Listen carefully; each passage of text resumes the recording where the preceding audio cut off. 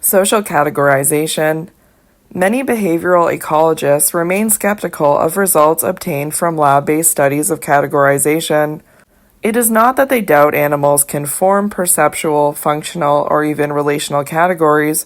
Rather, they question the significance of findings from experiments, in which human researchers define how stimuli are to be classified.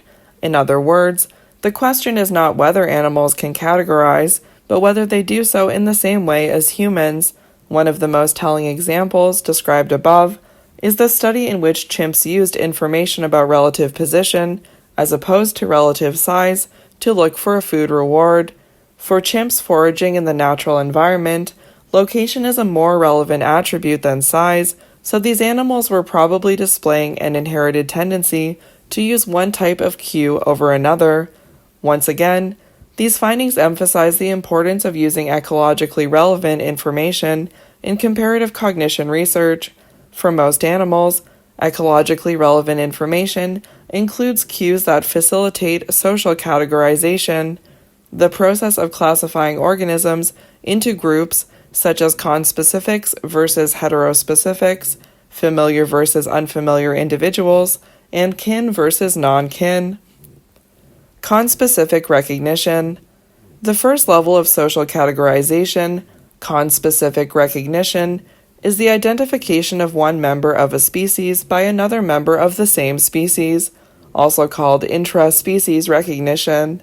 As with all categorization, this recognition is manifested as differential responses to members of the two groups. Conspecific recognition is critical for reproduction, as individuals who attempt to mate with another species, heterospecific, will expend time and energy with no evolutionary gain. It is also an important factor in territorial defense because heterospecifics who inhabit the same area are less likely to compete for the same resources than are conspecifics. Different species use various combinations of sensory cues to recognize conspecifics. Humans rely primarily on vision and focus on facial features. Even newborns prefer to look at human faces over any other visual stimulus, although they do not spend more time looking at human versus other primate bodies until they are 3 to 4 months of age. According to Darwin, 1872, focusing on facial features is adaptive because facial expressions convey emotions, making these an important means of intra-species communication. Newborn rhesus monkeys show the same preference for conspecific faces, which is shifted to humans if they see humans, but not monkeys, early in life.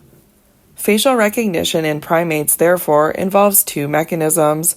The first is innate, selected for attention to biologically relevant information, i.e. conspecific faces. The second is more flexible, involving learning during a sensitive postpartum period, i.e. which face to attend to. It is unlikely that the latter is completely open-ended, as monkeys may not develop a preference for other animal faces, e.g. elephants, even if they do not see any primates during the first few months of life. This combination of inherited and acquired processes mediates conspecific recognition in many other species, including some insects. For example, the ability of female banded demoiselle, a type of damselfly, see figure 9.9, to recognize males of their species depends on environmental experience. Different groups of these insects live in areas that do or do not overlap with the habitat of a phenotypically similar species.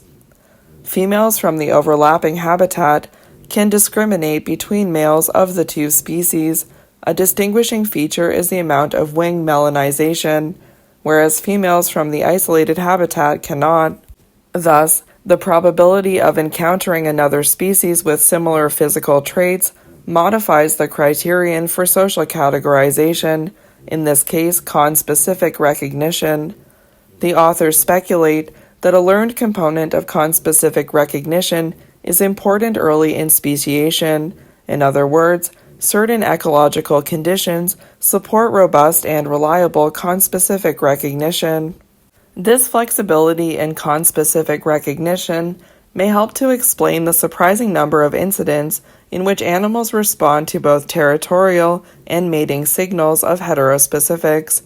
From an evolutionary perspective, these are costly mistakes as they divert resources away from activities that promote reproduction and survival.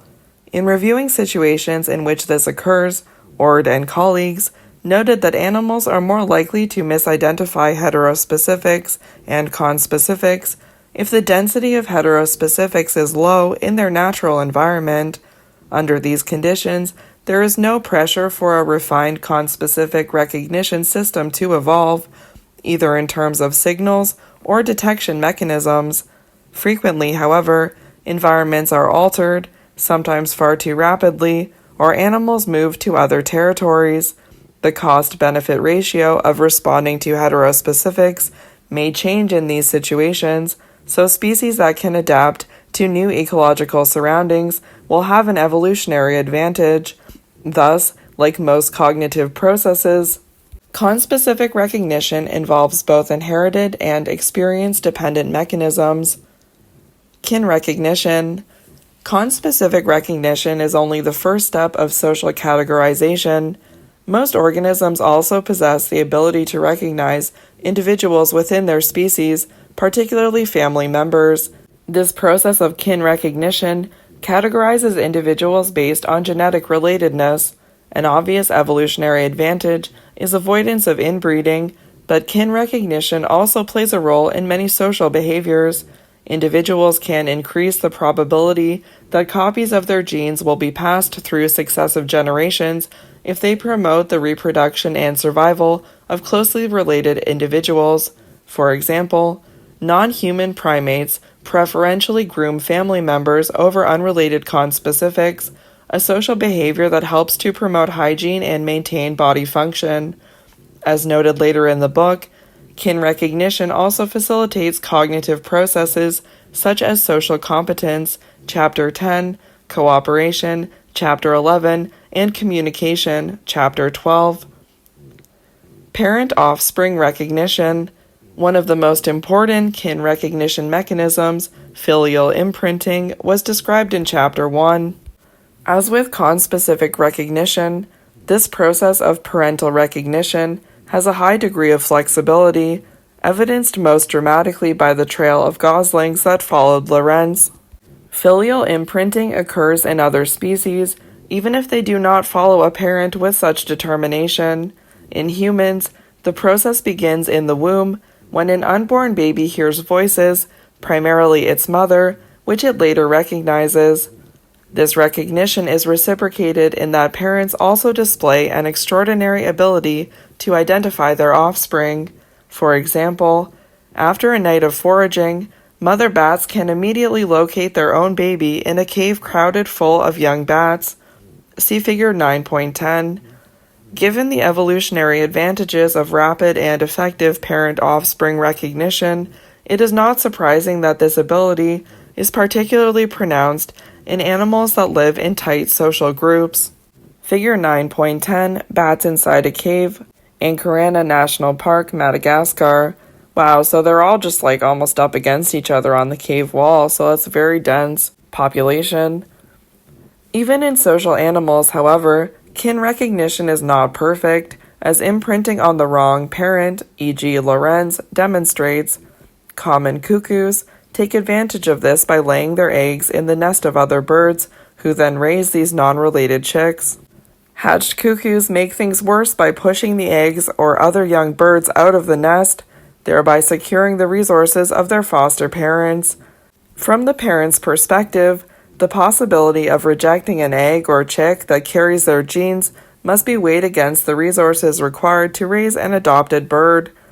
If nesting birds encounter few other bird species in their habitat and resources in the environment are plentiful, parental rejection is low.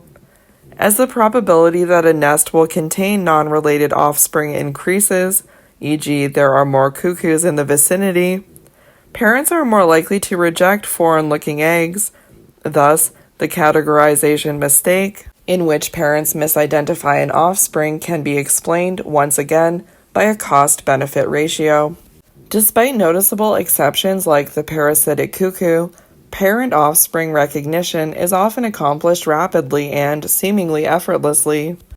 Both humans and animals use sensory cues to identify their relatives, with the effectiveness of different cues reflecting sensory system evolution in each species. See Chapter 2, Section 2.1.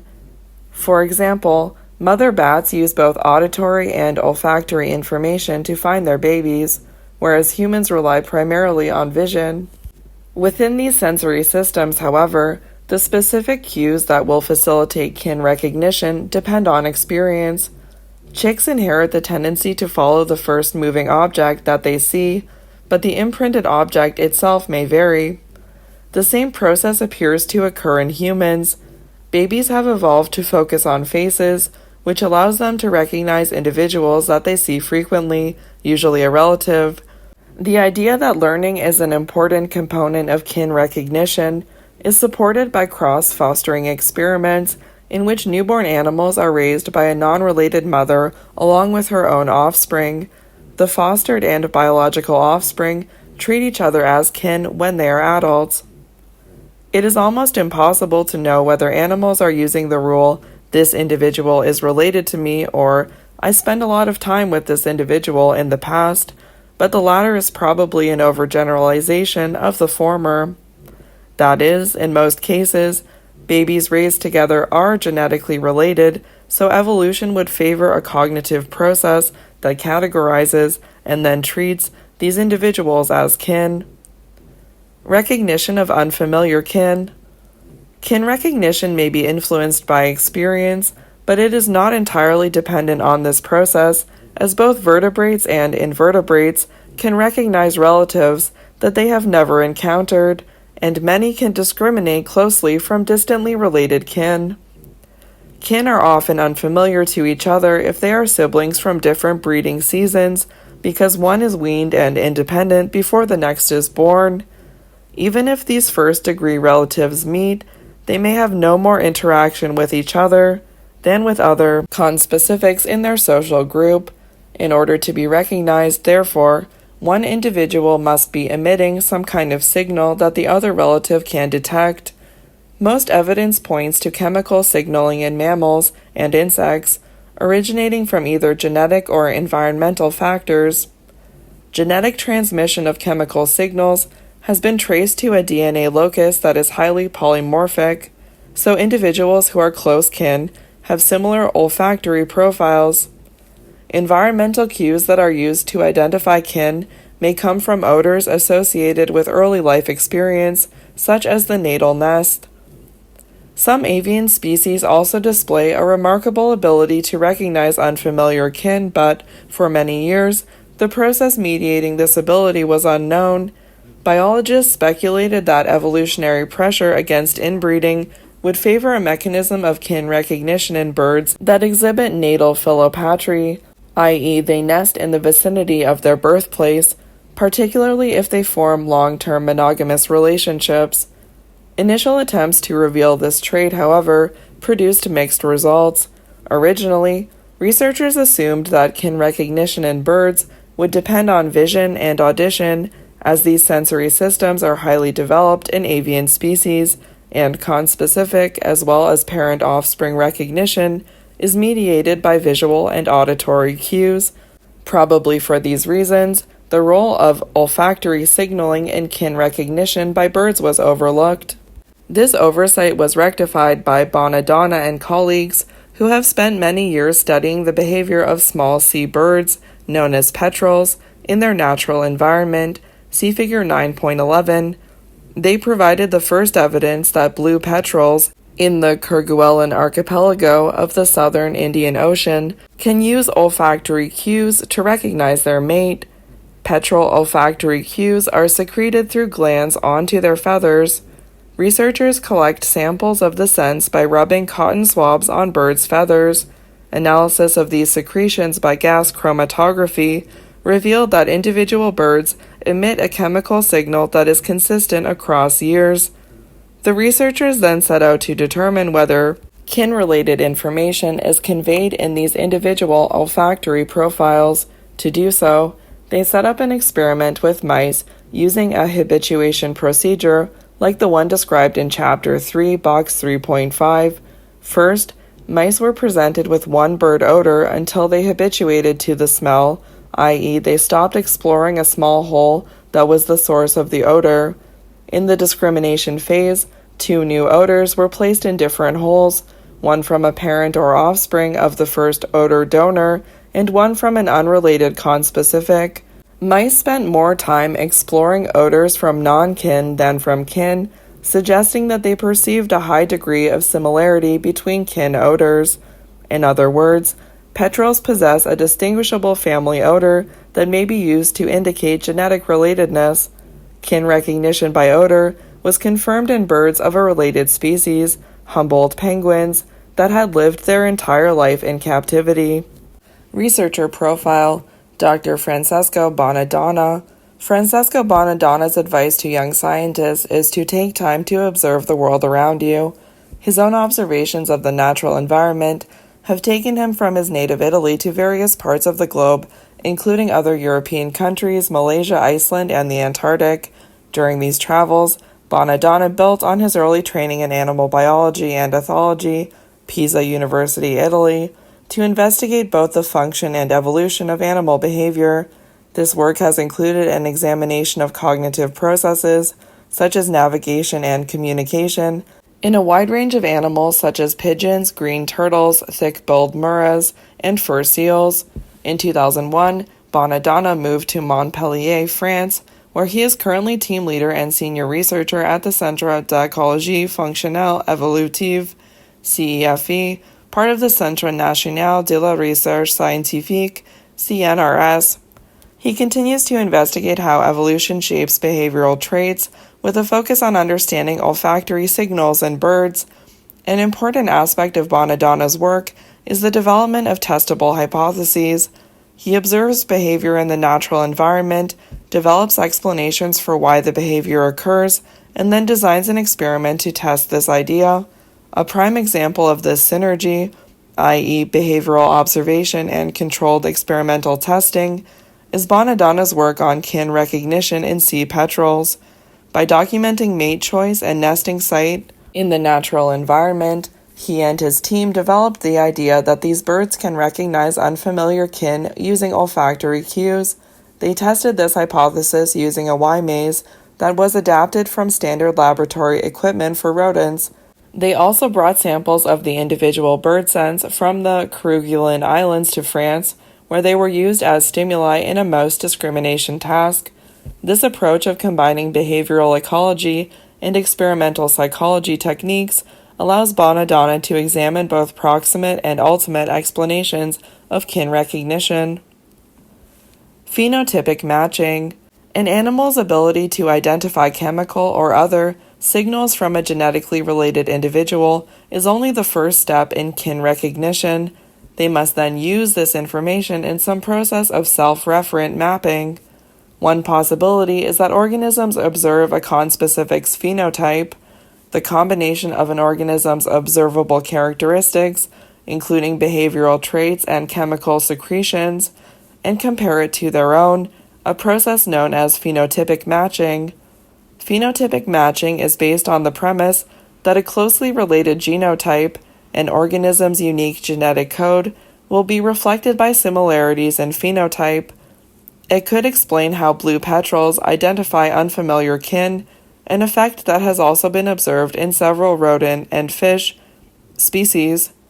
Many scientists speculate that phenotypic matching plays an important role in kin recognition by primates, but it is difficult to disentangle this process from familiarity and early learning because offspring of these species spend an extended period of time with their mother and other genetic relatives. Matteo and Johnson used a cross-fostering experiment to compare the contribution of phenotypic matching versus learned cues in kin recognition by golden hamsters. Because they were reared by foster mothers in the presence of foster siblings, test animals had extensive exposure to the odors of their non-genetic family. In contrast, the only genetically related odor that they experienced was their own. Despite this difference, Animals classified the odor of an unfamiliar genetic relative as less novel than the odor of an unfamiliar relative of their foster family. The authors make a cogent argument against the idea that in utero or post-birth odors would have contributed to this effect. This suggests that the golden hamster's own odors are more important in kin recognition than are the odors of early rearing associates, i.e., foster siblings and mother. The results, supporting phenotypic matching, may explain how some animals are able to discriminate between unfamiliar kin based on degree of genetic relatedness. Phenotypic matching should facilitate nepotism, the favoring of family members over non-related individuals, but the two do not necessarily go together. Matteo, 2002, revealed this apparent paradox by studying two species of ground squirrels, Belding's ground squirrels, that exhibit kin favoritism in the natural environment, and golden-mantled ground squirrels that do not, with the exception of mothers and dependent offspring. Surprisingly, in an experimental lab situation, both species were able to discriminate kin from non-kin odors and showed greater familiarity of odors from more closely related individuals, e.g. mother over grandmother over half-aunt. This clever combination of behavioral observation in the natural environment and controlled experiments in the lab suggests that kin recognition and kin favoritism may have evolved independently.